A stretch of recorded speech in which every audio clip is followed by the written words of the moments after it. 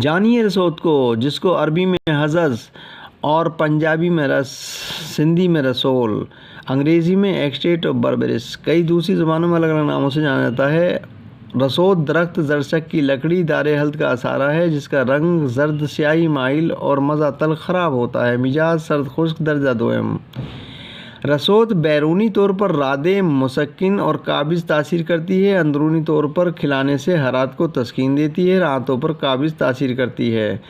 رسوت کو اورام حارہ پر تنہا یا دیگر ادویہ کے ہمراہ تسکین درد کے لیے کھلاتے ہیں۔ کان سے سیلان رطوبت کو روکنے کے لیے قطور کرتے ہیں، ہلکے گرم ورم کو زائل کرنے کے لیے، مسوڑوں کو مضبوط کرنے کے لیے اس کے آب محلول سے غرارے کراتے ہیں، آسوب چشم میں آنکھ کے گرد و گرد ضماد کرتے ہیں اور نیز آنکھوں میں ڈالتے ہیں، سوزاک میں اس کے آب محلول سے پچکاری کرتے ہیں۔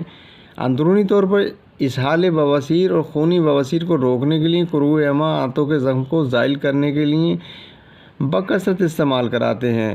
بچوں کے سرخ بادام مصفی خون ادویہ کے ساتھ گولیاں بنا کر بکثرت کھلاتے ہیں، خاص نفع بواسیر کے لیے مفید ہے۔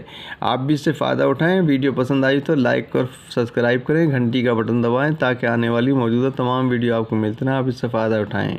اجازت دیں، پھر ملیں گے دوسری ویڈیو کے ساتھ۔ آداب۔